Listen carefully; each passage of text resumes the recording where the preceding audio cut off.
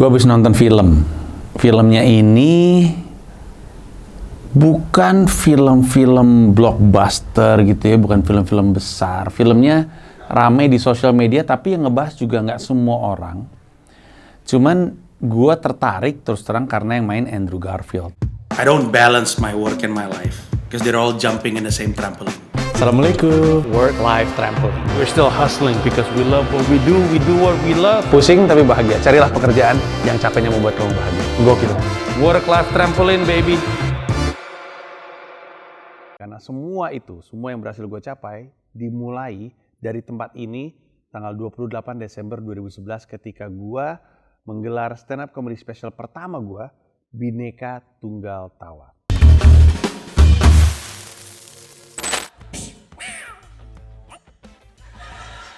Applause break untuk sebuah account kucing.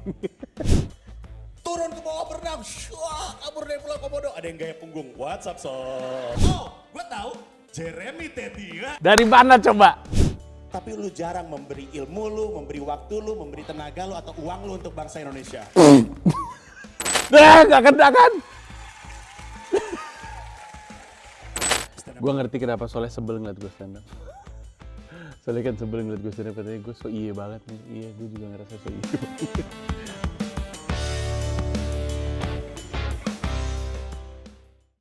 Gue udah lama suka Andrew Garfield. Gue masih meyakini Andrew Garfield itu Spider-Man terpas lah menurut gue. Karena gue baca Spider-Man tuh eranya Todd McFarlane, terus Henrik Larsen, dan bentuknya tuh kayak badannya si Andrew Garfield lah. Terus gue nonton Social Network kan, salah satu film favorit gue tuh Social Network.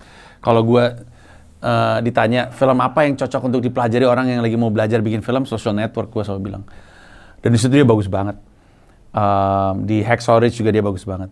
Nah jadi gue pengen tahu kan, oh ini filmnya apa nih? Terus gue lihat resensinya. Gue bahkan nggak ngeliat trailernya, gue lihat resensinya. Resensinya tentang seseorang yang cita-cita utamanya adalah pengen menyutradarai, menulis dan menyutradarai sebuah karya teater di Broadway. Ini adalah film tentang Jonathan Larson. Filmnya judulnya agak ganggu. Judulnya adalah Tick Tick Boom. Untuk anak 90-an seperti gua, tentu itu sangat mengingatkan sama sebuah sebuah acara TV yang presenternya adalah Deddy Yusuf. Itu Tick Boom. Pas gue lihat kenapa judulnya Tick Tick Boom, dan tadinya film itu judulnya membuat gue nggak tertarik untuk mencari tahu gitu. Pengen nonton tapi judul kenapa gini banget. Tapi yang main si Andrew Garfield. Tapi yang bikin gue tertarik adalah direkturnya adalah Lin-Manuel Miranda. Kalau lu nonton atau kalau lu tahu, apa judul teaternya tuh yang ada di Broadway juga, Hamilton. Hamilton adalah sebuah judul teater tentang sejarah Amerika Serikat, spesifik dalam satu masa tertentu, satu momen tertentu. Tapi kemasannya begitu baru, begitu segar, dan critically acclaimed lah. Waktu gue di New York tuh dapetin tiket untuk nonton Hamilton tuh udah nggak bisa. Berminggu-minggu ke depan udah full. Laku keras. Dan ada di Disney Plus kalau nggak salah si Hamilton itu. Cuman gue sengaja nggak nonton karena gue pengen nonton Hamilton secara langsung di depan mata. Nah, sutradaranya si Lin-Manuel Miranda yang main Andrew Garfield, gue jadi penasaran untuk nonton. Pas gue nonton, film bagus banget dan gue merasa gue harus ngobrol sama lo soal film ini. Si Borneo juga udah nonton. Dan gue pengen ngasih tahu lo apa yang ada di kepala gue setelah gue nonton itu. Yang gue mau ceritain ini kurang lebih resensi filmnya. Tidak ada spoiler di sini. Kisah hidupnya Jonathan Larson bisa lu Google. Jadi nggak ada spoiler, nggak ada apa. Ini bukan sesuatu yang rahasia. Dan kenikmatan filmnya tidak datang dari resensi film yang mau gue ceritain, karena sekali lagi yang mau gue kasih tau sama lu sesuatu yang udah ada, karena Jonathan Larson-nya kan beneran ada. Jadi ceritanya tentang seseorang, masih muda nih, Jonathan Larson, umurnya 29 tahun. Dia tuh begitu mencintai teater. Idola-idolanya di dunia teater itu rata-rata udah punya pencapaian sebelum umur 30. Ada idolanya yang udah bikin masterpiece ketika umur 29, ada yang udah punya karya teater di Broadway sebelum umur 30. Dia ngerasa, anjing bentar lagi umur gue 30 tapi gue belum jadi apa-apa. Pada saat yang bersamaan, dia lagi ngembangin sebuah naskah. Judulnya Superbia. Yang dia bilang, udah dia kembangin 8 tahun. Teman-temannya adalah teman-teman yang juga tadinya senang teater sama dia. Bahkan teman dekatnya, dari kecil suka teater, suka nyanyi dan segala macamnya. Tapi umur udah 29. Yang berarti, teman-temannya udah mulai tumbuh. Teman-temannya mendewasa, teman-temannya mulai pragmatis. Di saat Jonathan Larson masih fokus sama mimpi dan cita-citanya dia. Sahabatnya udah kerja di advertising agency. Pacarnya yang dia sayang juga ditawarin kerjaan, tapi harus pindah kota. Desakan dari dua sisi ini, sebenarnya sih ini cuman ikon ya, maksudnya simbol dari dunianya Jonathan Larson yang sudah mendewasa. Dunianya diwakilkan oleh sahabatnya dan pacarnya nanya, lu tuh mau sampai kapan ini? Lu punya cita-cita pengen bikin teater, sampai kapan? Dulu waktu kita kecil, sih kita oke ngomong-ngomong kayak kita nyanyi-nyanyi, tapi lu mau sampai kapan kayak gini? Pada saat itu, Jonathan Larson masih konsisten dengan mimpinya. Dia nggak peduli sama apa kata orang. Dan Jonathan Larson juga kita sadari dari nonton filmnya, ini orang emang spesial sih sebenarnya. Walaupun kita nggak tahu ya, mungkin ada Jonathan Larson mungkin nggak spesial-spesial amat, kita nggak tahu ya. Mungkin orang yang senang teater emang kayak gitu, kelakuannya dikit-dikit nyanyi, dikit-dikit joget gitu.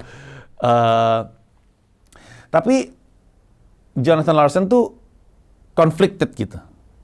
Dia punya mimpi yang dia ingin wujudkan dan dia merasa dia dikejar-kejar deadline. Makanya tik-tik boom, karena dia bilang di kepala gue ada tik, tik, tik, tik gitu. Waktu gitu. Bentar lagi mau ulang tahun. Bentar lagi mau umur 30. Lalu dunia memaksa dia untuk udahlah pragmatis aja gitu. Pacarnya bahkan sempat ngomong, terus kenapa? Kalau lu udah umur 30 terus lu bikin sekali keluar terus nggak jadi apa-apa, lu mau gimana? Lu 8 tahun ngerjain ini. Bingung nih si Jonathan Larson. Di sini sebenarnya ada banyak banget orang yang merasa terwakili sama Jonathan Larson. Orang yang punya cita-cita, umurnya udah 29-30, lalu dia belum dapat apa-apa dari cita-citanya. Gue ingat waktu itu, siapa Black Eyed Peas? Bosnya? Pimpinannya Black Eyed Peas namanya siapa? Gue cari tahu. Si Black Eyed Peas itu kan ada Fergie, Black Eyed Peas. Ada Will.i.am ditanya sama ibunya, kamu kerja kek? Kok kamu nggak kerja gitu? Terus kata Will.i.am, aku kerja bu, aku musisi, cuman belum ada bayarannya aja. Nah, Will.i.am, Jonathan Larson, dan mungkin elu, dan juga mungkin gua, dan juga mungkin Borneo, ini tuh ada masa dalam hidup yang merasa, gue ini punya mimpi dan punya cita-cita, gue udah umur segini, tapi ini duitnya belum ada. Terus gue mesti ngapain? Gue mesti pragmatis, atau gue mesti kejar mimpi dan cita-cita. Dalam hal Jonathan Larson tuh fokus sama satu produk. Dia ngerasa Superbia ini akan jadi sesuatu yang terbaik. Dia percaya banget, ini 8 tahun gue bikinnya, ini pasti akan oke. Dia punya agent. Agent ini kerjanya emang, jadi di Amerika Serikat terutama, kalau lu punya sebuah naskah musikal atau teater, itu biasanya lu presentasikan di depan para produser. Kalau produser suka sama naskah lu, sama presentasi lu, dia bilang, yuk gue produserin, gue bikin, ini pasti laku. Produser mah cuma nyari yang ada duitnya aja kan. Produser ngeliat ini ceritanya oke, lagunya oke, gue akan perjuangkan lu dapat teater di Broadway. Untuk yang belum tahu, Broadway itu distrik di New York gitu, nggak jauh dari Times Square, di mana isinya teater semuanya. Semuanya dari situ ada yang udah bertahun-tahun kayak Lion King, Chicago, Wicked, termasuk Hamilton. Oh banyak banget lah, banyak banget. Terus untuk berada di situ itu sebuah kebanggaan lah. Dan di daerah situ ada banyak penari-penari, penyanyi tinggal di daerah situ.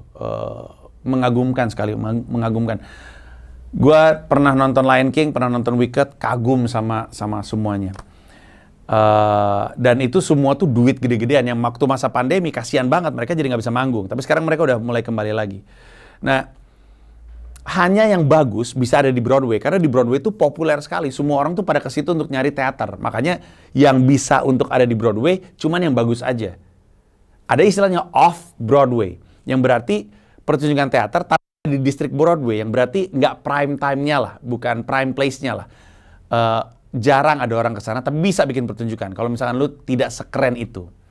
Nah, si Superbia ini diperjuangkan, terus dia ada kayak mentor yang menyediakan tempat untuk latihan, terus dia diajarin, gue ini udah sering bikin teater, gue ngasih tau lu mesti ada lagu ini segala macam. Pokoknya berproses lah, sambil ngejar ke deadline. Sampai nih ke hari dimana dia mau presentasi Superbia. Bagus banget, bagus banget, gila itu. Ih, gue merinding lagi ngebayangin, bagus banget. Terus setelah presentasinya, dia tadi sempat deg-degan, takut nggak ada yang datang, ternyata orang-orang pada datang, produser-produser datang. Terus sorenya dia telepon agennya, gimana? Wah gila, kata agennya. Gila, orang-orang pada muji. Mereka semua bilang nggak sabar untuk ngelihat karya lu berikutnya. Ditanya sama Jonathan Larson, karya gue berikutnya? Yang ini gue lagi nanya Superbia. Ada yang nawarin nggak untuk memproduksi? Nggak ada. Patah hati dia. Sebuah karya yang diyakini akan jadi karya terbaik dia, 8 tahun dia buat, ternyata ketika dia presentasi, dia udah kasih semuanya. Dia udah perjuangkan untuk nggak ngambil job, untuk nggak ikut pacarnya pindah. Dia udah perjuangkan itu, dia berkorban untuk karya ini. Ternyata nggak ada yang suka. Produser nggak ada yang mau ngangkat. Dia nanya, terus gue mesti ngapain? Terus katanya si agennya, ya udah bikin lagi aja. Apa sih kalimatnya persisnya, kata si agennya, bilang, kalau ada satu hal, gue udah lama sekali di dunia teater.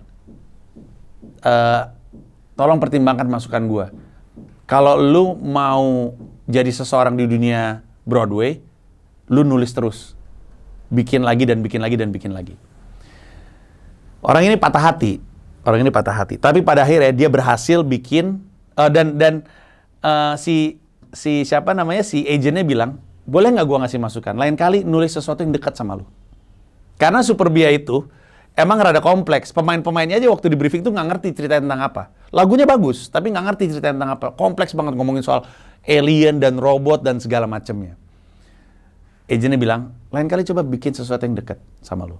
Lalu Jonathan Larson nulis sebuah karya teater judulnya Tick Tick Boom, yang ngomongin persis yang gue ceritain sama lo tadi. Persis. Off Broadway. Makanya produksinya murah. Cuman kayak teater biasa, ada orang nyanyi dan dia nyanyi juga, dia ngelit. Dari Tick Tick Boom yang populer, dia kemudian nulis lagi. Rent judulnya.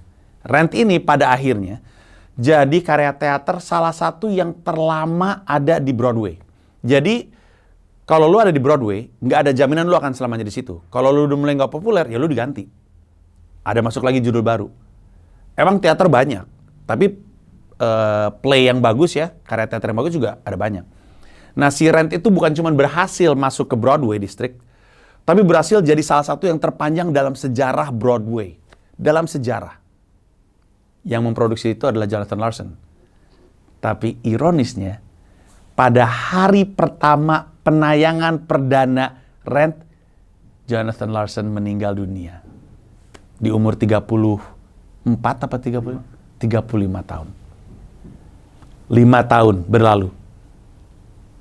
Setelah 8 tahun nyiapin satu karya teater, yang dia di umur 30, nggak ada yang mau, akhirnya dibikin Tick Tick Boom, lalu 5 tahun setelahnya, Rent terjadi, Rentnya legendaris, Jonathan Larson-nya nggak sempat lihat karena meninggal dunia. Ini film bagus banget.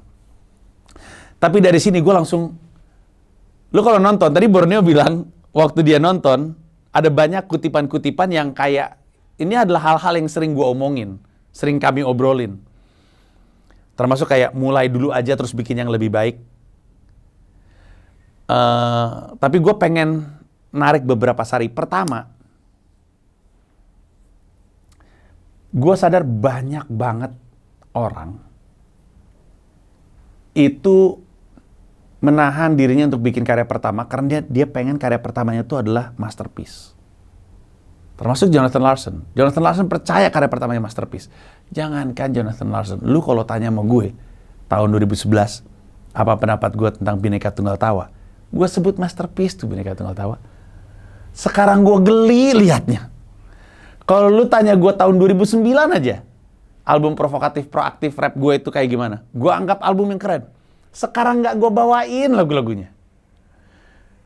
Karena sebenarnya nyaris tidak mungkin lu menjadi legenda karena body of work. Karena karya yang tanpa henti lu bikin. Karena setiap karya lu bertumbuh. Makin lama makin baik, makin baik, makin baik. Kita kembali lagi ke materi stand up gue di Juru Bicara. Leonardo da Vinci juga nggak langsung bikin Mona Lisa. Bahkan Van Gogh itu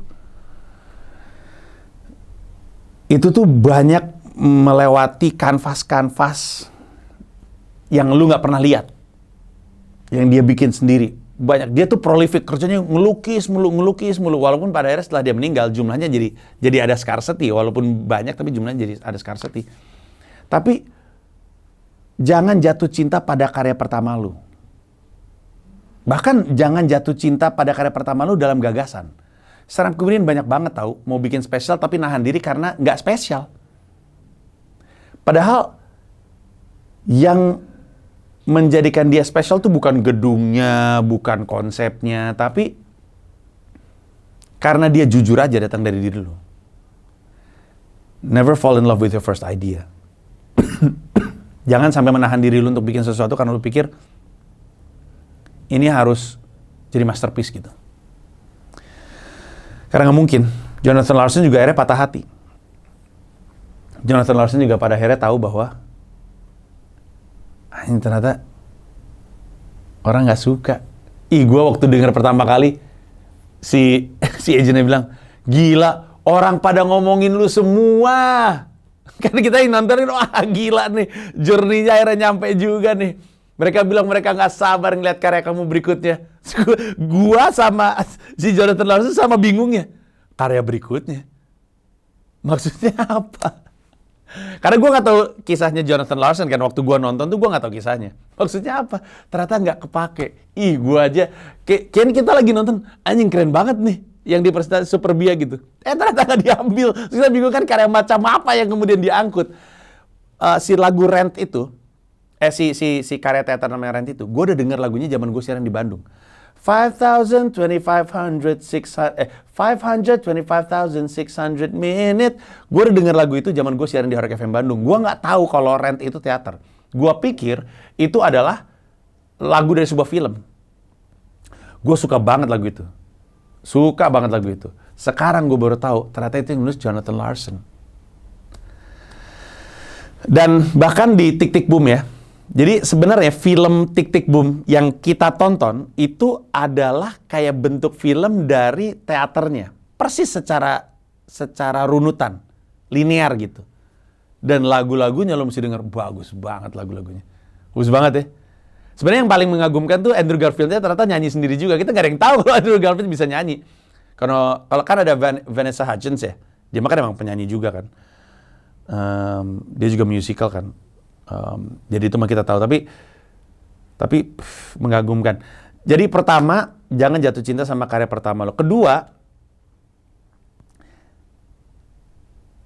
percaya diri, percaya mimpi, percaya proses.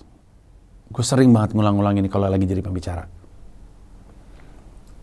Untung Jonathan Larson punya kepercayaan diri untuk bikin sesuatu dan mempresentasikan itu sama orang. Walaupun dia sempat grogi tuh, dia sempat nggak yakin. Tapi coba pikirin baik-baik. Kalau bukan lu yang jadi salesman terhadap produk lu sendiri, siapa yang mau ngejual produk lu? Lu mau meyakinkan siapa? Lu mau butuh bantuan orang lain untuk ngejual karya untuk lu? Lu tetap harus ngejual itu ke dia. Lu harus percaya diri. Menurut gue, susah sekali untuk lu bisa mencapai yang lu cita-citakan kalau lu nggak punya kepercayaan diri. Walaupun sebenarnya lu ragu, walaupun lu sebenarnya takut, lu harus tutup itu dengan sebuah fasad gitu. Lu harus muncul di depan, percaya diri. 'Cause you are the best salesperson for your own art. You are the best salesperson for your own work. Kita nggak bisa berharap orang lain melakukan itu untuk kita, karena orang lain akan tidak menjual sebaik kita. Karena dia nggak setahu kita. Kalaupun kita berharap dia bisa tahu, itu adalah karena kita menjual ke dia juga. Jadi buntut-buntutnya emang dari kita juga. Jadi lo harus percaya diri. Dan lo harus percaya mimpi lo. Jonathan Larson itu umur 30. Dan dia hampir putus asa sama cita-citanya. Dia balik ke sahabatnya, udah gue kerja sama lo. Dia bilang, sahabatnya bilang, nggak usah lu lanjutin aja teater. Enggak. Lu juga akhirnya meninggalkan cita-cita lu. Terus sahabatnya bilang, tapi gue tahu gue tuh mediocre. Yang kayak gue mah ada banyak. Yang kayak lu cuman satu. Gue dengerin langsung, Sehingga dia kemudian percaya lagi dengan mimpinya. Sehingga ketika dia patah hati dengan Super Bia, dia masih melahirkan Tik Tik Boom. Karena dibilangin, bikin yang dekat. Dan dari dia berhasil bikin Tik Tik Boom, dia jadi berhasil tahu apa sih karya yang kena sama penonton. Akhirnya lahirlah Rent yang kemudian jadi legendaris. Jadi abis lu percaya diri, lu harus percaya mimpi lu. Kadang-kadang orang lain gak ngerti tuh. Kadang-kadang mimpi lu tuh cuma dimengerti sama lu sendiri emang. Tapi lu harus percaya mimpi lu. Dan percaya prosesnya. Jonathan Larson itu mempelajari itu pada akhirnya. Dia percaya prosesnya. Dia percaya bahwa pada akhirnya, emang gue gak harus kayak idola-idola gue sih. Ternyata. Dan idolanya baik, idolanya mendukung tuh si idola teaternya dia tuh yang dia kagumi itu salah satu orang yang ngedukung dia. Dan salah seorang yang pada akhirnya mementor dia. Yes, Stephen Sondheim, ya betul, Stephen Sondheim. Jadi kayak mentornya gitu, abis setelah si Super Bia, jadi si Stephen Sondheim juga nonton, setelah Super Bia ternyata nggak diangkut orang, si Stephen Sondheim nelpon si Jonathan Larson. Gue mau bilang, itu tuh bagus banget, kapan-kapan kita ngobrol ya gitu. Rasanya, walaupun nggak diceritain, tapi kayaknya dari ngobrolan itu terjadi mentorship gitu ya. Sehingga lahirlah si Tik Tik Boom itu. Karena si Stephen Sondheim ngeliat, ini orang ada potensinya, tapi mungkin dia butuh proses. Dan akhirnya 5 tahun setelah dia gagal, kerasanya sebentar ya. Kerasanya kayak 5 tahun tuh kayaknya cuma sebentar. Wah gila cuma 5 tahun. Coba lu jalanin. Lu mau belajar stand up baru 3 kali open mic nggak lucu aja, lu udah putus asa sama cita-cita lu. Atau siapapun lo bikin karya apapun. Atau lu mau jadi YouTuber. Bang, gue udah setahun jadi YouTuber nggak viral-viral bang. Bang, kita udah 4 tahun ngelakuin ini kok nggak jadi apa-apa bang gitu. Aduh, kalau diomongin emang cepet, tapi kalau dijalanin kayaknya lama banget. Nah, cuman emang harus percaya prosesnya, percaya diri, percaya mimpi, dan percaya proses. Itu tuh krusial untuk lo yang lagi berjuang dengan mimpi lo dan cita-cita lo. Karena mungkin saat ini ketika lo bikin emang jelek, makanya nggak ada tractionnya. Mungkin emang jelek, emang mungkin nggak sebagus itu. Nggak cukup unik untuk ditemukan orang, nggak cukup bagus untuk kemudian sustain. Karena kan gue selalu bilang ya, sedikit lebih beda lebih baik daripada sedikit lebih baik. Sedikit lebih beda itu membuat lo ditemukan. Tapi untuk membuat lo dikonsumsi terus, lo harus baik. Jadi ditemukan caranya dengan menjadi beda, tapi sustainability datang dari emang kualitas yang baik. Jadi mungkin selama ini, lo nggak cukup unik untuk ditemukan, nggak cukup baik untuk sustain. Yang berarti lo butuh berproses. Dan prosesnya panjang. Dan butuh pengorbanan. Itulah kenapa gue selalu bilang, masa-masa produktif lu lakuin untuk sesuatu yang lu cintai. Ngapain lu ngelakuin? Mau lu mengerjain yang lu cintai dan lu mengerjakan yang gak lu cintai, dua-duanya sama capeknya, dua-duanya sama makan waktunya, dua-duanya akan makan kesehatan lu, dua-duanya akan membutuhkan pengorbanan lu. Tapi kalau lu disuruh milih, lu rela berkorban sama yang mana? Sama yang lu cintai atau enggak? Ya pasti yang lu cintai. Makanya cari yang lu cintai, perjuangkan di situ. Si Jim Carrey pernah bilang, Jim Carrey pernah diundang di kampus gitu. Terus dia cerita alasan kenapa dia jadi komedian. Dia bilang karena bokap gue tuh sebenarnya pengen jadi komedian. Dia tuh lucu sama kayak gue. Dia terlucu di keluarganya. Tapi dia memilih untuk ngambil profesi yang aman. Dia jadi akuntan kalau nggak salah. Jadi dia ngejalanin sesuatu yang dia nggak suka, menjadi akuntan. Terus suatu hari perusahaannya kena krisis, lalu dia dipecat. Dan dia patah hati sekali dan dia nggak pernah bisa bounce back. Disitulah Jim Carrey bilang, dia belajar bahwa ternyata lu bisa gagal melakukan yang lu nggak cintai. Jadi lebih baik sekalian gagal melakukan sesuatu yang lu cintai. You can fail doing what you hate. So might as well you fail because you're doing what you love to do. Nonton Tik Tik Boom, bagus. Tapi bukan yang di TV ya, bukan Dede Yusuf, bukan itu Taktik Boom namanya. Nonton Tik Tik Boom itu bagus banget dan moga-moga kalau lu punya mimpi dan cita-cita itu cukup untuk membuat lu bersemangat dan membuat lu percaya mulai dulu aja, abis itu bikin yang lebih baik. Dan terpenting lagi membuat lu percaya diri, percaya mimpi dan percaya proses. Itu aja dari gua. Sampai ketemu di Work Life Trampolin berikutnya. Bye bye. Terima kasih udah nonton video ini dan juga terima kasih udah subscribe kanal YouTube gua. Gua mau ngasih tahu bahwa gua membuka YouTube membership dan ada 3 jenis penawaran. Ada 1 paham Rp30.000, ada 1 rasa Rp125.000, ada 1 jiwa Rp1,5 juta. Masing-masing punya manfaat-manfaat tersendiri. Ada konten-konten khusus yang gue siapkan untuk para member. Kalau tertarik silahkan mampir ke home, klik join.